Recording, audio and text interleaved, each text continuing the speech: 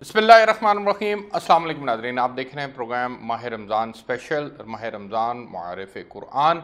मैं आपका मेज़बान मोहम्मद अरसलान फ़ारूक। नाज़रीन, हुज़ूर सल्लल्लाहु अलैहि वसल्लम ने रमज़ानुल मुबारक का इस्तक़बाल किस तरह से किया था। आप सल्लल्लाहु अलैहि वसल्लम ने इस रमज़ानुल मुबारक में किन किन अपने मामूलात को वो लेकर चला करते थे, उसके लिए कितनी सहाबा में एक्साइटमेंट होती थी, इसकी फ़जीलत, इसकी अहमियत के ऊपर भी आज के प्रोग्राम के अंदर बात करेंगे। और फिर थोड़ी सी बात होगी रोज़े के हवाले से कि इस माह रमज़ान का जो सबसे अहम खासा है वो रोज़ा है। उस रोज़ा को रखने के फ़ज़ाइल और बरक़ात क्या हैं, इसके ऊपर भी आज के इस प्रोग्राम के अंदर हम बात करेंगे। मेरे साथ मेहमान शख्सियत मौजूद हैं।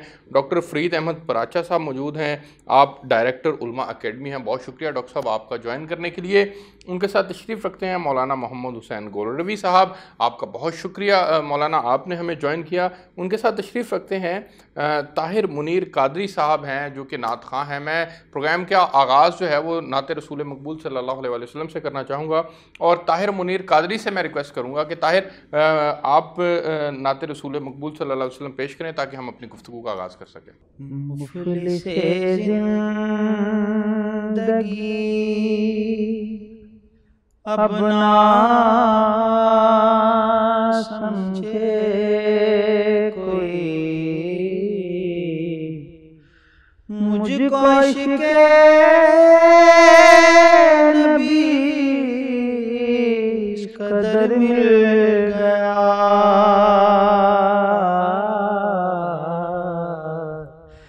जगमगाए न क्यों मेरा दुरूं, जगमगाए न क्यों मेरा दुरूं। एक पत्थर को नगर मिल गया,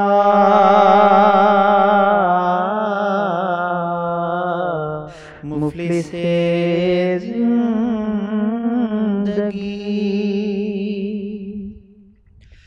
उनका दीवाना हूँ, उनका मजज़ूब हूँ। क्या ये कम है कि मैं उनसे मनसूब हूँ, उनका दीवाना हूँ, उनका मजज़ूब हूँ। क्या ये कम है कि मैं उनसे मनसूब हूँ।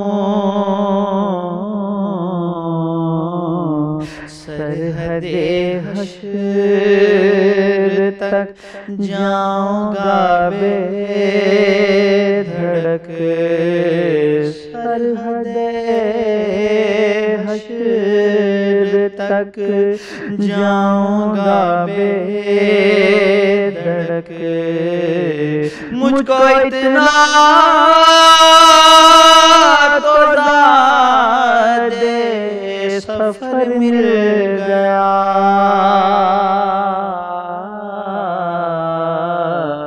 मुफ़लिसे ज़िंदगी अपना समझे कोई, मुझको इश्क़े नबी इस कदर मिल गया। ज़हन बेरंग था, सांस बेरूप थी, रूह पर मासियत की कड़ी धूप थी। ज़हन बेरंग था, تھا سانس بے روپ تھی روح پرواسیت کی کڑی دھوپ تھی اس کی چشمے غنی رونق جاں بنی اس کی چشمے غنی رونق جاں بنی شان جس کی گھنی وہ شجر مل گیا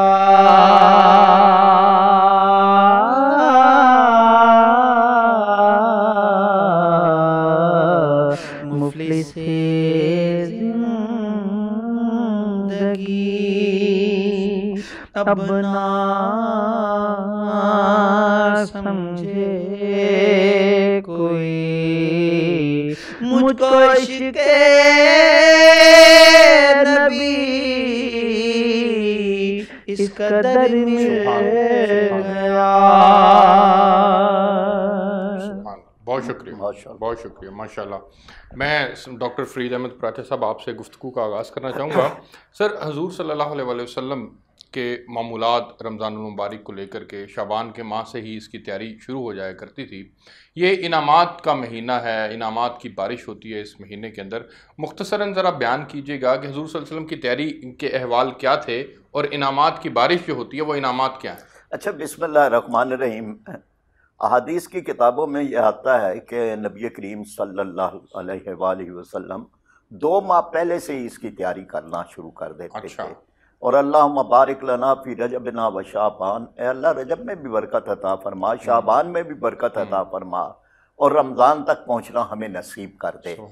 چنانچہ رجب سے ہی آپ کا یہ سلسلہ, یہ استقبال رمضان ہے.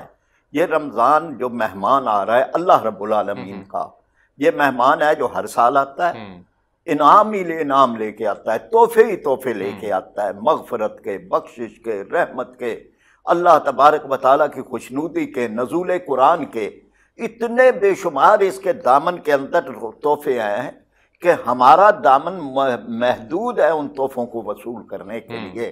تو ہی نادا چند کلیوں پہ کنات کر گیا, ورنہ گلشن میں علاج تنگی داماں بھی ہے. تو یہ ایک آپ صلی اللہ علیہ وسلم کا معمول تھا. آپ نے اسے نیکیوں کا موسم بہار کہا ہے. اب بہار کو ہم سب جانتے ہیں, بہار آتی ہے تو ٹھنڈی ہوائیں چلتی ہیں, بہار آتی ہیں تو پھول کھلتے ہیں, درختوں پہ نئے پتے لگتے ہیں, اور بہار آتی ہے تو وہ جو غالب نے کہا ہے نا کہ اگ رہا ہے در و دیوار پہ سبزہ غالب, ہم بیاباں میں ہیں گھر میں بہار آئی ہے. تو وہ تو در و دیوار پہ سبزہ اگنے لگتا ہے. یعنی اس کا مطلب یہ ہے کہ جس دل کے اندر ایمان کا کوئی معمولی سا حصہ بھی موجود ہے اس کی بھی رغبت نیکی کی طرف ہو جاتی ہے. اس مہینے کو قرآن پاک نے بیان کیا ہے لعلکم تتقون, تاکہ تمہارے اندر تقوی پیدا ہو. یعنی اس کا عنوان تقوی ہے. اب بے شمار طریقے ہیں, میں آگے چل کے بیان کرتا ہوں, لیکن ایک عنوان اس کا نبی کریم صلی اللہ علیہ وآلہ وسلم نے مقرر کیا, اور وہ ہے یا باغی الخیر اقبل, اے بھلائیوں کو چاہنے والے اب لپک کے آگے آ. اچھا, یعنی آپ نے ارشاد فرمایا کہ ایک پکارنے والا پکار کے کہتا ہے, رمضان آتا ہے ایک پکار کائنات کے کونے کونے میں پھیل جاتی ہے, در و دیوار پہ اور کوچہ و بازار میں, اور اس پکار کا عنوان یہ ہوتا ہے کہ اے بھلائیوں کو چاہنے والے اب تیرا موسم آ گیا ہے. اب بھلائی ہر جگہ ہے. اقبل, اب آگے بڑھ, اب لے لے یہ خزانے, لے لے یہ موتی, لے لے یہ ہیرے و جواہرات, لے لے. وَيَا بَاغِيَ شَرِّ اقصر, اور اے برائیوں کے دل دادا اب تو شرم کر, اب تو رک جا. یعنی کتنی خوبصورت یہ, یعنی ایک ایسا مہینہ آ گیا ہے جسے میں یہ بات عرض کرتا ہوں کہ یہ اللہ تبارک و تعالیٰ نے امت سازی کے لیے یہ موسم, یہ مہینہ رکھا ہے کہ امت تیار کی جائے. ایک امت تیار ہو رہی ہے جس امت کے ذمے یہ کام ہے کہ انہوں نے کنتم خیر امت اخرجت للناس، بہترین امت ہو پوری دنیا کے اندر، تمہیں نیکی کو پھیلانا ہے، برائی کو روکنا ہے۔ تو رمضان اس امت کو تیار کرنے کے لیے آتا ہے، اس میں صبر پیدا کرتا ہے، شکر پیدا کرتا ہے، اللہ کے حاضر و ناظر ہونے کا احساس پیدا کرتا ہے، اس مہینے کے اندر اس بات کا خیال پیدا کرتا ہے کہ اللہ کی حرام کی ہوئی چیز سے رک جانا ہے۔ یہ بات غربا اور مساکین کی غربا اور مدد، مساکین کے ساتھ یعنی انفاق فی سبیل اللہ، اللہ کے راستے میں خرچ کرنا، جس کا یہ بتایا گیا ہے کہ عام دنوں کے اندر بھی 70 گنا اجر ہے، لیکن رمضان میں 70 گنا بھی 70 گنا ہو جاتا ہے، کئی گنا بڑھا دیا یہ جاتا کئی ہے۔ گنا بڑھا دیتا ہے۔ تو یہ رمضان برکت ہی برکت ہے، برکت ہی خیر ہی برکت، خیر ہے۔ بے شک۔ آگے بڑھیں گے تو پھر ہم روزے کے اوپر بھی بات کریں گے۔ میں مولانا محمد حسین صاحب کے پاس آنا چاہوں گا۔ مولانا ذرا آپ اس کی اہمیت کے اوپر تھوڑی سی بات کیجیے گا کہ یہ مسلمانوں کو کس طرح سے سمجھنے کی ضرورت ہے کہ یہ کتنا اہم مہینہ ہے کہ ہم اس میں اپنے وقت کو ضائع نہ کریں بلکہ اس کو قیمتی بنائیں۔ جی بسم اللہ الرحمن الرحیم۔ کہ سب سے پہلے تو میں سچ ٹی وی اور آپ کی پوری ٹیم کو مبارکباد پیش کرتا ہوں کہ یہ اللہ رب العالمین ہمیں یہ سعادتیں نصیب فرما رہا ہے، اللہ پاک بار بار نصیب فرمائے۔ اور یہ وہ برکتوں والا مہینہ ہے، یعنی یہ شعبان المعظم کی بات کر رہا ہوں کہ آقا علیہ الصلوۃ والسلام نے ارشاد فرمایا کہ شعبان شہری و رمضان شہر اللہ، کہ شعبان میرا مہینہ ہے اور رمضان اللہ کا مہینہ ہے۔ جس طرح پراچا صاحب فرما رہے تھے کہ آقا علیہ الصلوۃ والسلام 2 ماہ قبل ہی حضور علیہ الصلوۃ والسلام اس کی تیاری شروع فرما دیا کرتے تھے، یعنی یہ استقبال رمضان المبارک کی۔ اور حضرت عائشہ صدیقہ رضی اللہ تعالیٰ عنہ آپ فرماتی ہیں کہ رمضان المبارک کے علاوہ کسی اور مہینے میں میں نے نہیں دیکھا کہ حضور علیہ الصلوۃ والسلام نے نفلی عبادات یعنی نفلی روزے اتنی کثرت کے ساتھ رکھے ہوں۔ وہ کون سا مہینہ ہے؟ وہ یہ شعبان المعظم کا مہینہ ہے جس کی حضور علیہ الصلوۃ والسلام تیاری فرماتے ہیں۔ اور پھر یہ عربی کا لفظ رمضان سے پہلے رمضان المبارک سے قبل ہے۔ اور پھر حضور علیہ الصلوۃ والسلام آپ کا یہ معمول ہوا کرتا تھا، آپ صحابہ کرام کو بھی اس کی تلقین فرمایا کرتے تھے۔ نہ صرف حضور علیہ الصلوۃ والسلام سے صحابہ کرام نے عرض کیا یا رسول اللہ صلی اللہ علیہ وسلم آپ نے مسلسل روزے رکھنا شروع کر دیے، تو صحابہ کرام نے عرض کیا یا رسول اللہ کیا رمضان المبارک کا مہینہ آمد ہو چکی ہے؟ آقا علیہ السلام نے ارشاد فرمایا آمد نہیں بلکہ اس کی تیاری شروع ہے۔ ٹھیک ہے، تو یہ ایک یہ وہ صراط مستقیم تھی، سمجھنے کی ضرورت ہے کہ یہ کتنا اہم مہینہ ہے، اہم مہینہ ہے کہ سرکار دو عالم جانے کائنات اس کی تیاری فرما رہے ہیں، اس کی اہمیت کیا ہوگی اور اس کے اوپر صحابہ کا عمل پھر کیا ہوتا تھا؟ عمل کیا ہوتا تھا؟ پھر حضور علیہ الصلوۃ والسلام کا، بس میں تو یہی کہوں گا نا کہ صحابہ کرام کا عمل یہ ہوتا تھا کہ جدھر وہ کہتے ہیں ان کی دعا نہ کبھی عرش سے ملول ہوئی، ادھر زبان سے نکلی ادھر قبول ہوئی، تو جو آقا علیہ السلام کا عمل وہ دیکھا کرتے تھے اسے فوراً اپنا لیا کرتے تھے۔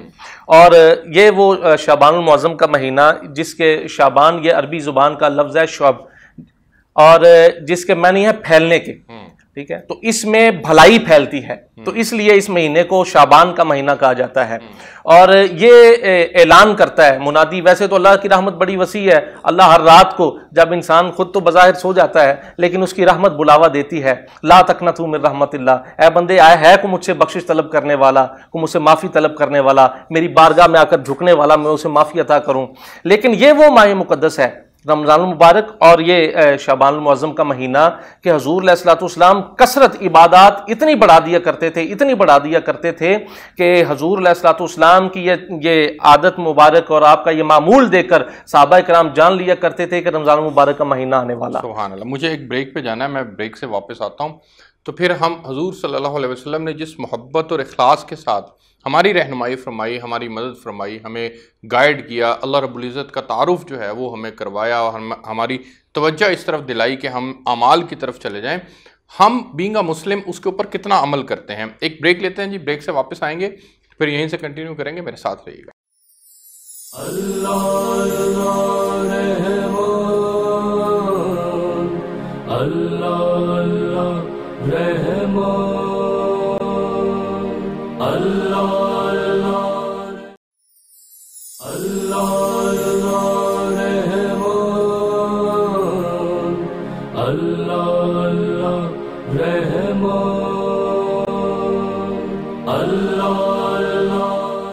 جی ویلکم بیک ناظرین۔ ڈاکٹر فرید احمد پراچا صاحب، سر یہ فرمائیے گا کہ جس طرح حضور صلی اللہ علیہ وسلم نے ہماری رہبری فرمائی، رہنمائی فرمائی، رمضان کے ہی مہینے کی ہمیں اہمیت کو بیان کیا، اپنے عمل سے ثابت کیا اور پھر صحابہ نے اس کو اڈاپٹ کیا، ہم آج کے مسلمان حضور صلی اللہ علیہ وسلم کی کئی باتوں پر عمل نہیں کرتے، بہت دور چلے گئے، ان کا شکر تک ادا نہیں کرتے، ہم کیوں؟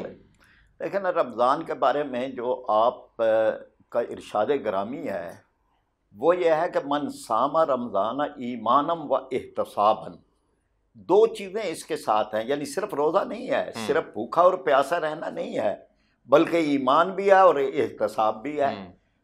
اور ایک اور حدیث میں کہا گیا کہ جو آدمی جھوٹ کو نہ چھوڑے اور جھوٹ کی گواہی کو نہ چھوڑے فلیس للہ حاجتن، تو اللہ کو کوئی ضرورت نہیں ہے کہ وہ اپنا کھانا چھوڑ دے یا پینا چھوڑ دے۔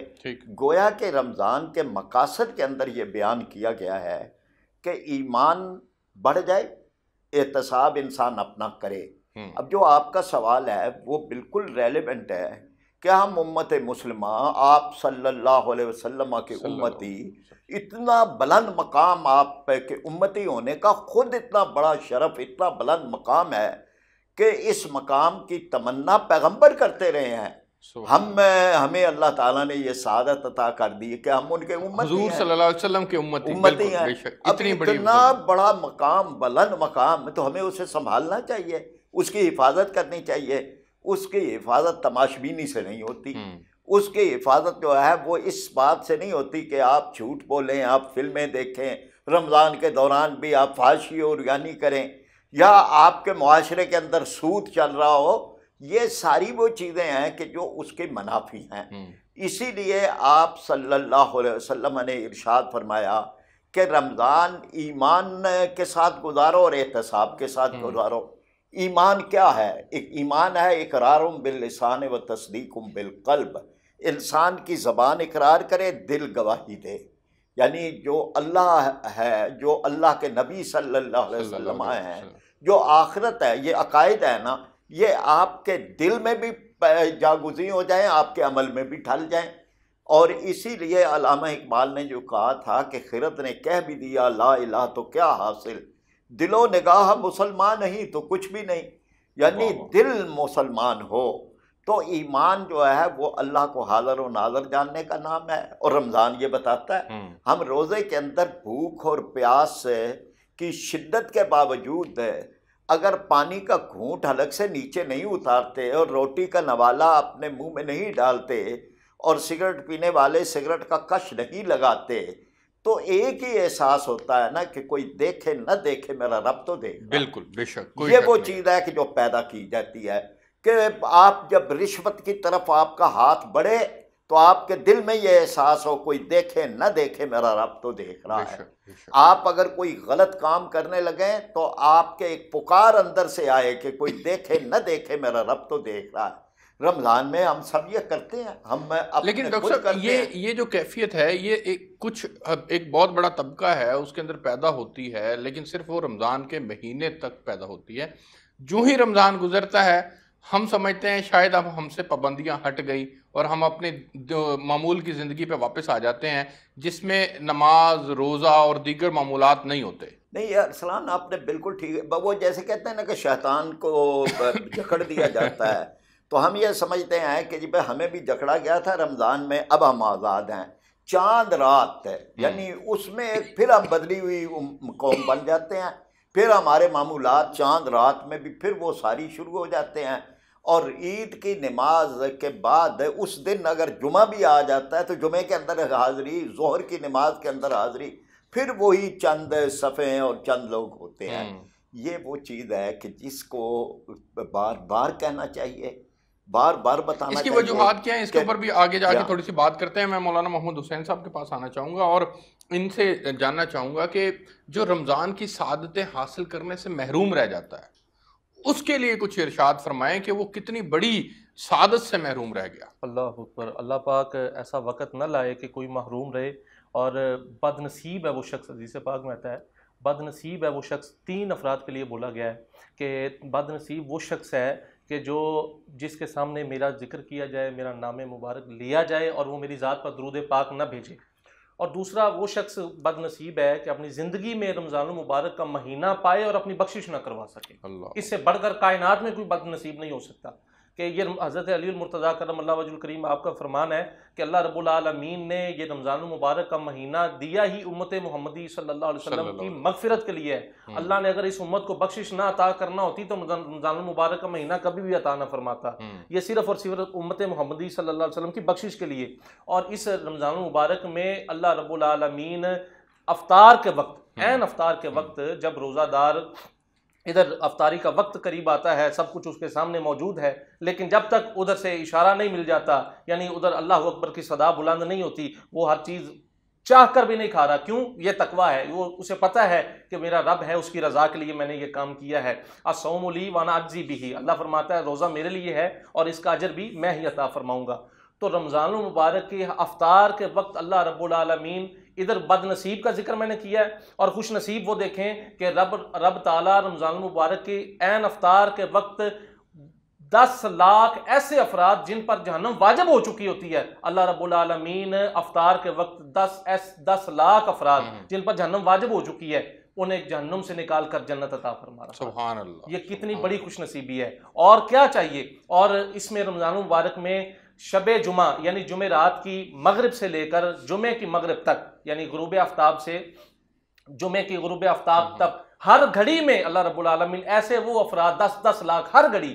ادھر تو ایک افطاری کا وقت میں نے ذکر کیا نا، اگلی بات حدیث پاک میں ہے کہ ہر گھڑی میں اللہ رب العالمین شب جمعہ اور جمعے کی غروب آفتاب تک کہ ہر گھڑی میں 10 لاکھ افراد جن پر جو حقدار ہو چکے ہیں، اللہ رب العالمین اس ماہ مقدس کے طفیل انہیں جنت عطا فرما رہا ہے۔ تو یہ کیا ہے کرم ہمارے۔ میں یہ سمجھتا ہوں کہ ہم کو گناہوں میں باقی امتوں سے کم نہیں ہے، لیکن یہ سرکار دو عالم صلی اللہ علیہ وسلم کے طفیل اللہ رب العالمین نے ہم پر یہ خاص کرم اور فضل فرما رکھا ہے کہ ہم وہ باقی امتوں کی طرح وہ گناہ کرتے تھے تو وہ لکھ دیا جاتا تھا، وہ پتہ چل جاتا، ماتھے پر پیشانی پر لکھا جاتا تھا، ہمارا تو وہ بھی پوشیدہ ہے، وہ بھی پوشیدہ ہے۔ تو اس میں ہمارا کیا کمال ہے، یہ صدقہ مصطفیٰ ہے۔ اس کو ہمیں چاہیے کہ ہم حضور صلی اللہ علیہ وسلم کے ان اعمال کو سمجھیں اور ان کے اوپر عمل کریں، تاکہ ہماری زندگی کے اندر اگر اعمال آئیں گے تو ہماری دنیا بھی اچھی ہوگی اور آخرت بھی ہماری اچھی ہوگی۔ اچھا، میں ڈاکٹر صاحب آپ کے پاس جانا چاہوں گا، یہ رمضان المبارک سے امت مسلمہ کو کیا پیغام دیا جا رہا ہے؟ لیکن ایک پیغام تو یہ ہے کہ یہ ایک خاص امت ہے، عام امت نہیں ہے، اور ایک خاص امت ہے، خاص مقصد کے لیے امت ہے، مقصدی امت ہے، یہ تماشبینی والی امت نہیں ہے۔ اب رمضان جو ہے وہ یہ پیغام دیتا ہے کہ آپ امت ہیں، ٹھیک، امت یہ پتہ چلتی ہے کہ ایک آدھ دن کے فرق کے ساتھ پوری دنیا کے اندر لوگ روزے رکھ رہے ہیں، پوری دنیا میں تراویح پڑھی جا رہی ہے، پوری دنیا میں قرآن پاک کی تلاوت ہو رہی ہے، یہ امت ہے۔ یعنی یہ شرق و غرب اور عرب و عجم کے اندر آپ کو ایک منظر نظر آتا ہے، آپ چلے جائیں مسلمانوں کے کسی بھی شہر کے اندر، وہاں دکانیں بند ہیں کھانے پینے کی، وہاں انسان کو پتہ چل جاتا ہے کہ بھئی یہ روزے داروں کے ایک علاقے کے اندر آئیں۔ ایک تو یہ ہے۔ اچھا، دوسری ایک بات ہے، یعنی ہماری امت میں اور دوسروں میں ایک فرق ہے۔ 3 قسمیں ہیں۔ ایک ہے ترک نفس کرنے والے، جیسے یہ بدھ مت، بھکشو بن جاؤ، جنگلوں میں نکل جاؤ، ایک نمائشی سی چیز، ترک نفس، لذات کو چھوڑ دینا۔ ایک ہے غرق نفس ہے، یہ ویسٹ ہے، غرق نفس ہے، کوئی یعنی پرواہ ہی نہیں ہے کہ بھئی کوئی آپ پر کوئی جو ہے شرم و حیا بھی ہے اور غیرت بھی ہے۔ اسلام نہ ترک نفس سکھاتا ہے، نہ غرق نفس سکھاتا ہے، وہ ضبط نفس سکھاتا ہے۔ سب کچھ ہے اور آپ کنٹرول، ابھی جیسے علامہ صاحب کہہ رہے ہیں، بھئی پڑا ہے نا، کھانا تو پڑا ہوا ہے نا، وہاں پھل پڑے ہوئے ہیں، بھوک بھی لگی ہے، فروٹ چاٹ رہے، سب بھئی ہاتھ نہیں بڑھ رہا، کون روکا، کس نے روکا ہے؟ کوئی ڈنڈا لے کے کھڑا ہے؟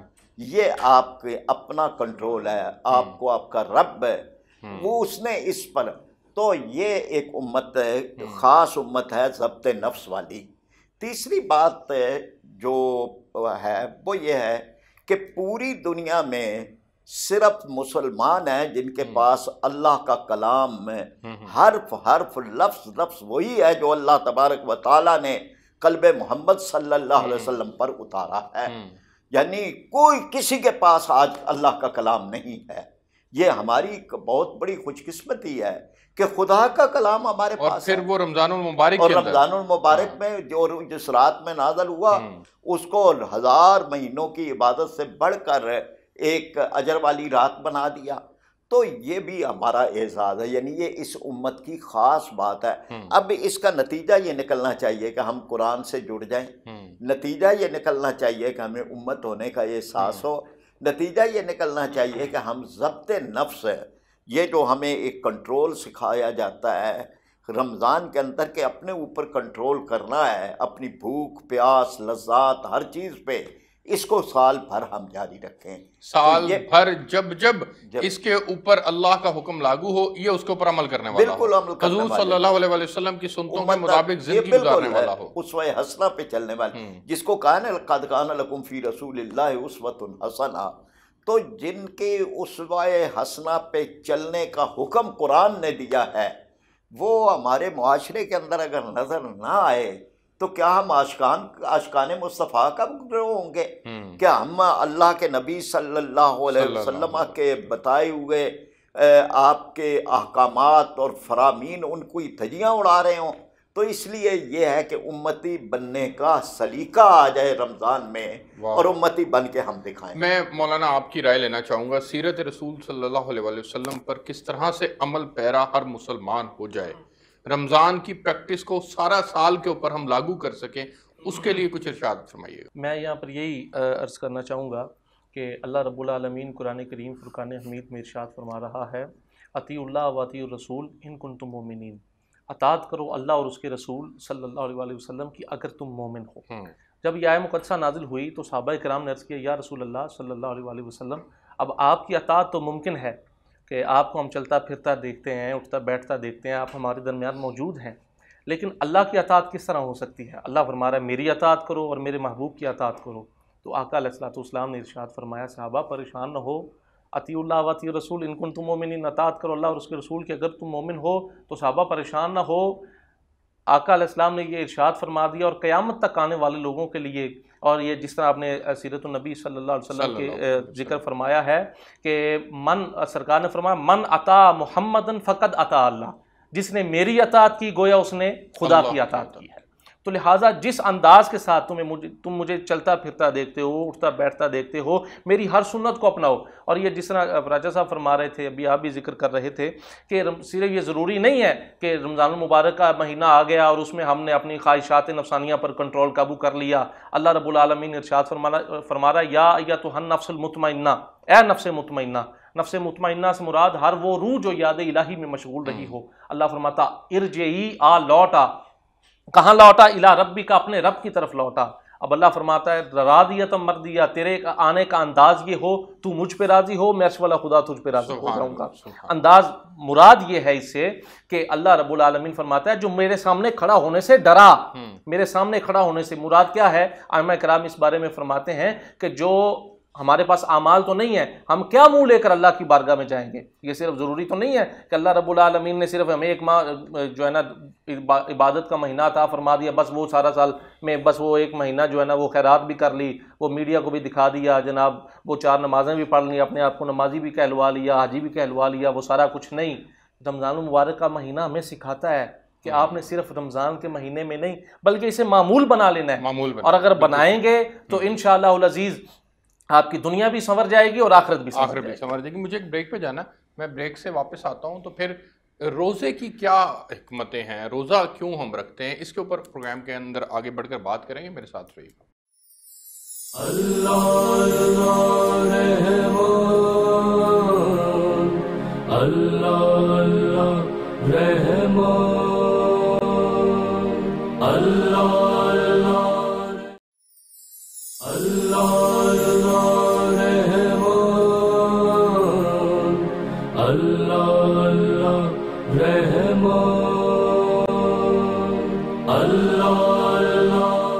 جی ویلکم بیک ناظرین. ڈاکٹر فرید احمد پراجا صاحب سر فرمائیے گا کہ روزے میں کار فرما حکمتیں کیا ہیں؟ بہت ہی ہیں، یعنی اتنی ہے، پورا جیسے ایک ہوتا ہے نا جی کہ ریکنڈیشن کر دینا، یہ انسان کو پورے کے پورے بندہ مومن کو ریکنڈیشن کرنے کا عمل ہے. اب آپ ذرا دیکھیں اطاعت الہی، کس طرح سے ہے، ابھی کھا رہے تھے، حکم الہی آ گیا، آپ چھوڑ کا دو۔ ہاتھ رک گیا، دیکھو کتنی تربیت ہو رہی ہے۔ اچھا دن بھر بھوکے پیاسے رہے، اب شام کا وقت ہو گیا، روزہ کوئی کہے کہ بھائی اب 2 گھنٹے اور ثواب لے لو، تو اب ثواب نہیں ملے گا، اب افطار کے اندر ثواب ہے، اب چھوڑ دینے پہ ثواب ہے۔ ہاں یعنی توڑ دینے پہ ثواب۔ تو یہ اطاعت الہی ہے، ما آتاکم الرسول، رسول کے جو لے آئیں فخذوہ، اس کو پکڑ لو، جس سے روک دے رک جا۔ یہ ایک، اب یہ ایک آدمی تیار ہو رہا ہے۔ دوسرا یہ تیار ہو رہا ہے کہ میرا رب مجھے دیکھ رہا ہے، یہ رب دیکھ رہے کہ پورے دن مشق ہوتی ہے، ابھی شدت کی پیاس لگی ہے، اللہ کی طرف رجوع اللہ کی انسان طرف کا بڑھتا ہے۔ اچھا اب یہ جو رب مجھے دیکھ رہا ہے، وہ تو خلوتوں میں بھی دیکھتا ہے، وہ جلوتوں میں دیکھتا ہے، وہ عدالتوں کی کرسیوں پہ بھی دیکھتا ہے، وہ حکومت کے ایوانوں میں بھی دیکھتا ہے، وہ تجارت کرتے ہوئے بھی دیکھتا ہے، وہ معاملات کرتے ہوئے بھی دیکھتا ہے، وہ تعلقات کرتے ہوئے بھی دیکھتا ہے، وہ جھوٹ بولتے ہوئے بھی دیکھتا ہے، وہ کم تولتے ہوئے بھی دیکھتا ہے، وہ ملاوٹ کرتے ہوئے بھی دیکھتا ہے، وہ قومی خزانے پہ ڈاکے مارتے ہوئے بھی دیکھتا ہے۔ تو یہ مشق ہو رہی ہے، یہ ایک انسان تیار ہو رہا ہے کہ جس کو قدم قدم لمحہ لمحہ اس بات کی تربیت دی جا رہی ہے کہ میرا رب دیکھ رہا ہے۔ تیسری مشق آپ ذرا دیکھیں کہ اللہ تعالیٰ نے کچھ چیزیں حرام کی ہیں، کچھ حلال کی ہیں۔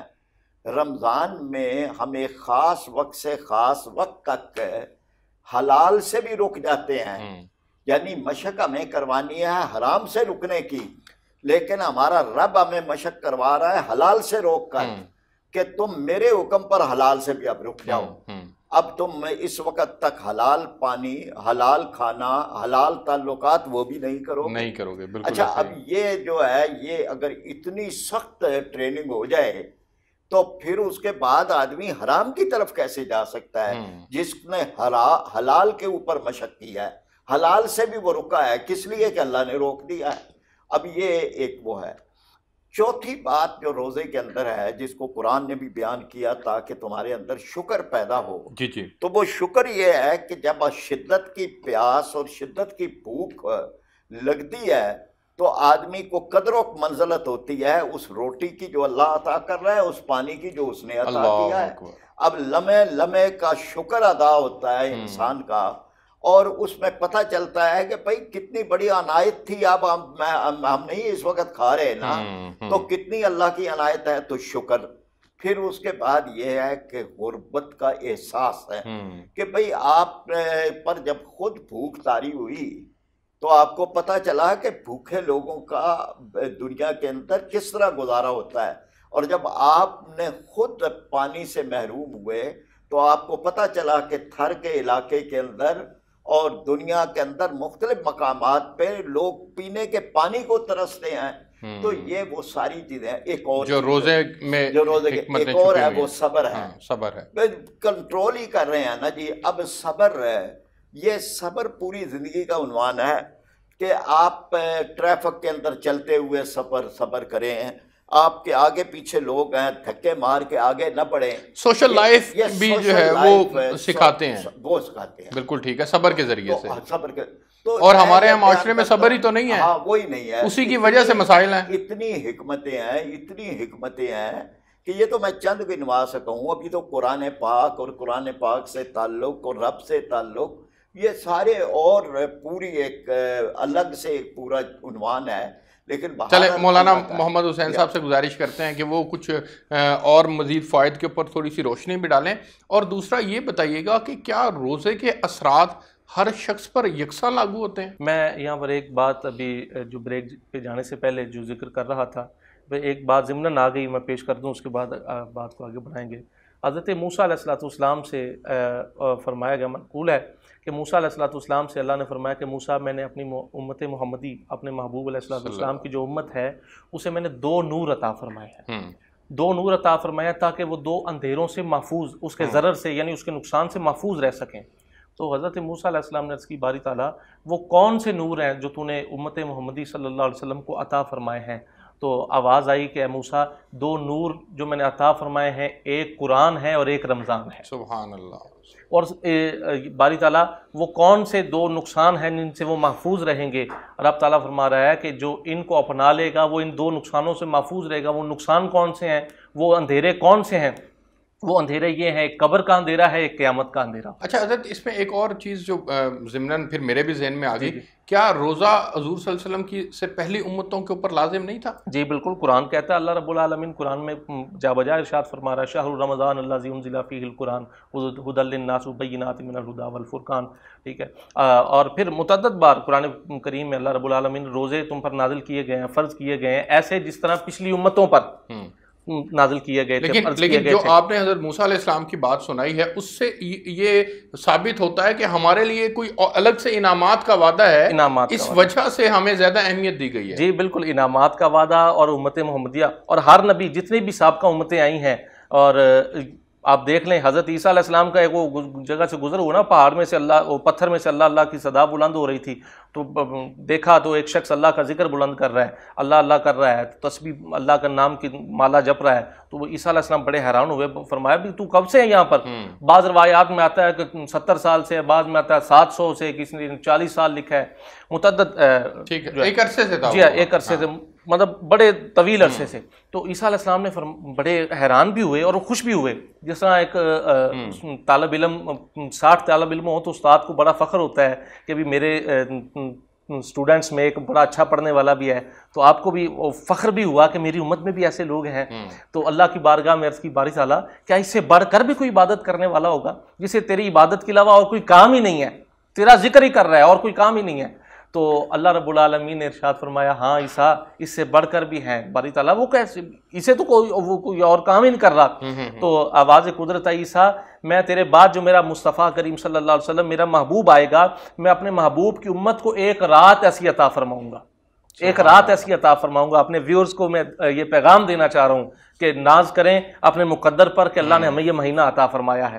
تو اللہ فرما رہا ہے کہ عیسیٰ کہ ایک رات ایسی عطا فرماؤں گا، اس کی ہزاروں سال کی عبادت اگر ایک پلڑے میں رکھی جائے، ان کی ایک رات کی عبادت ایک پلڑے میں رکھ دی جائے، تو وہ ایک رات کی عبادت اس کی ہزاروں سال کی عبادت سے افضل قرار دی جائے گی۔ سبحان اللہ۔ تو یہ خاص انعام ہے اللہ رب العالمین کا امت محمدی پر۔ یہ خاص اس کے جو اثرات ہیں وہ سب پہ برابر تقسیم ہوتے ہیں یا پھر اپنے اپنے درجات ہیں؟ جو جتنا اس کے اندر تقوی کا خیال رکھتا ہے اس کو اتنا اجر اس کا ملتا ہے؟ جی بالکل، میں یہاں پر یہی عرض کرنا چاہوں گا کیونکہ ٹائم بھی میرا خیال مختصر رہ گیا ہے۔ جی ٹائم بہت مختصر ہے، نعت شریف کی طرف بھی بالکل۔ تو بات یہ ہے کہ جو جتنا بڑھ کر عبادت کر لے گا، جتنا زیادہ اس رب کو منا لے گا، اللہ رب العالمین کے اہتمام سے اہتمام وہ اس کو رکھے گا، روزوں کو رکھے گا، اتنا جو ہے اس کے لیے اجر کے وعدے ہیں۔ اللہ فرماتا ہے تو میری طرف ایک قدم آ، ٹھیک ہے، تو میرے طرف چل کر آ، میں دوڑ کر، میری رحمت تجھے دوڑ کر اپنے حصار میں لے لے گی۔ حدیث بھی ہے نا کہ نماز پڑھنے والوں کو کچھ کو اس کے اجر کا پہلا حصہ مل جاتا ہے، کچھ کو دوسرا، کچھ کو تیسرا، کچھ کو 10واں حصہ ملتا ہے، تو وہ اس کے اہتمام کے اوپر ڈیپینڈ کرتا ہے۔ بالکل جس خلوص کے ساتھ میں کلام پاک کے لیے دعوت دیتا ہوں طاہر منیر قادری صاحب کو کہ آخر میں کلام پیش کریں۔ گفتگو کا سلسلہ جو ہے وہ پایا تکمیل تک پہنچا۔ جہاں بھی ہو وہیں سے دو صدا سرکار سنتے ہیں،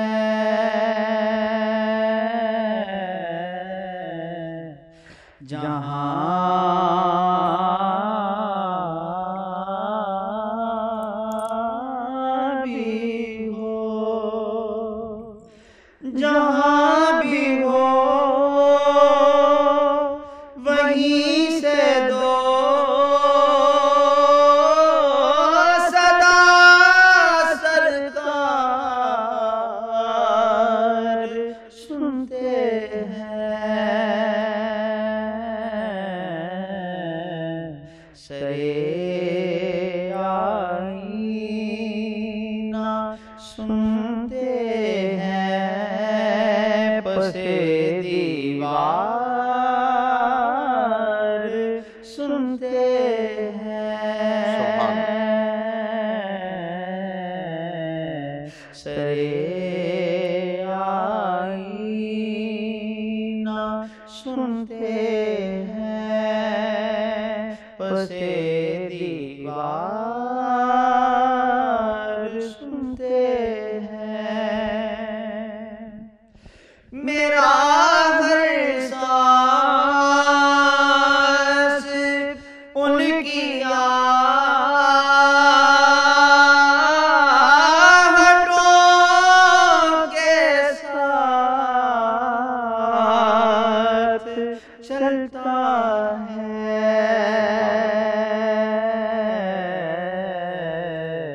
کیونکہ میرے دل کے دھڑکنے کی بھی وہ رفتار سنتے سبحان ہیں، میرے دل کے دھڑکنے کی بھی وہ رفتار سنتے ہیں، میں صدقے جاؤں ان کی رحمت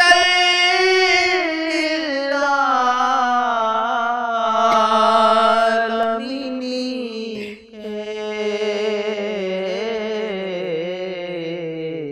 کیونکہ پکارو چاہے جتنی بار وہ ہر بار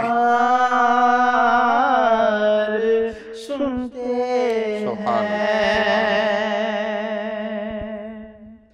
اور مظفر جب کسی